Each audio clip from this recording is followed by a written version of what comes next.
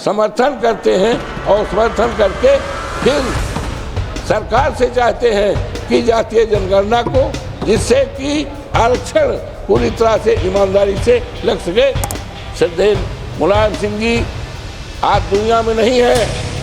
उत्तर प्रदेश हिंदुस्तान का ऐसा प्रदेश है जिसका गौरवशाली इतिहास है।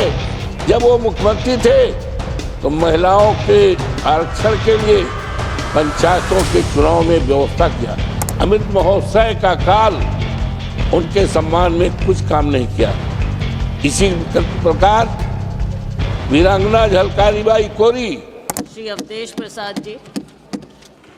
सभापति महोदय जी, आज एक बहुत बड़े महत्वपूर्ण बिल पर बोलने का मौका मिला है, जिसके संबंध में अभी हमारे नेता माननीय अखिलेश जी ने बहुत विस्तार से इस बिल पर चर्चा भी किया और बिल का समर्थन भी किया। और हमारी पार्टी सदैव महिलाओं का सम्मान करने में कहीं कोई हिचक नहीं किया। हमारे नेता समाजवादी पार्टी के प्रणेता, जिन्होंने दुनिया में समाजवाद का पैगाम दिया है, संदेश दिया है, डॉक्टर राम मनोहर लोहिया जी ने हमेशा हमेशा महिलाओं के सम्मान में पक्षधर रहे। लेकिन आज अफसोस के साथ कहना पड़ रहा है कि सरकार की तरफ से जो बिल लाया गया है, सरकार की नीयत पर थोड़ा शंका है, क्योंकि मनवर वीरांगना उदा देवी पासी, जिन्होंने इस देश की आज़ादी में 1857 में अगली कतार में होकर के लड़ाई लड़ी, सिकंदराबाद चौराहा लखनऊ में पीपल के पेड़ पर चढ़कर 36 अंग्रेजों को मार गिराया। लेकिन इस सरकार ने, जबकि अमृत महोत्सव का काल उनके सम्मान में कुछ काम नहीं किया।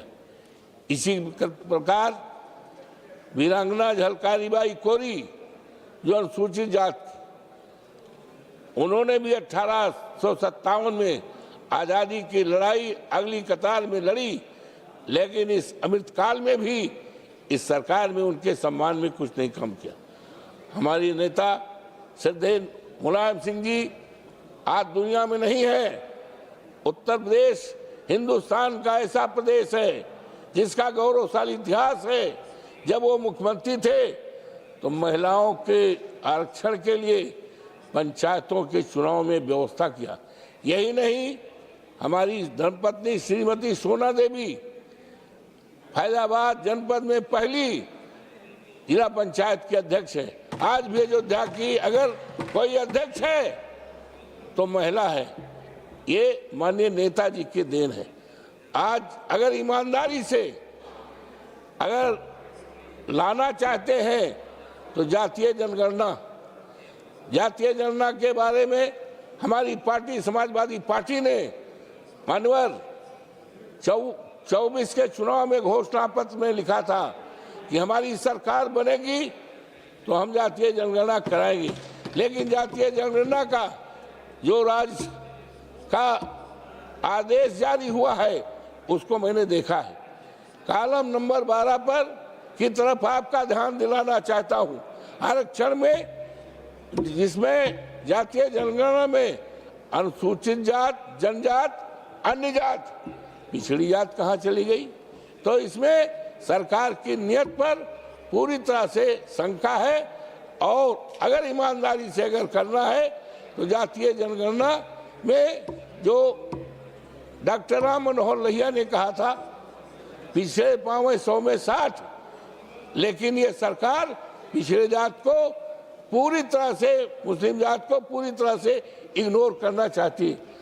अब मैंने माननीय प्रधानमंत्री जी के विचारों को सुना, माननीय गृहमंत्री जी के विचारों को सुना और अन्य माननीय नेताओं को सुना, और हमारे नेता ने इस बिल का समर्थन करते हुए सरकार की नीयत पर कुछ शंका जाहिर किया, क्योंकि सरकार की तरफ से तमाम ऐसे वादे किए गए हैं लेकिन वो वादा आज तक पूरा नहीं हुआ है।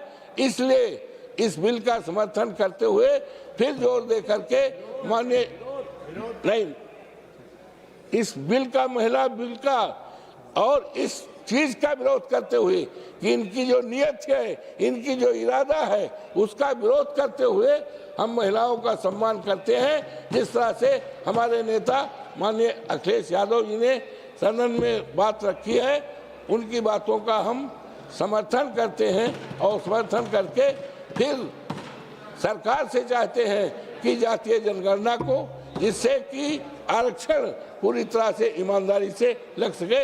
इन्हीं शब्दों के साथ मैं इस बिल का विरोध करता हूं।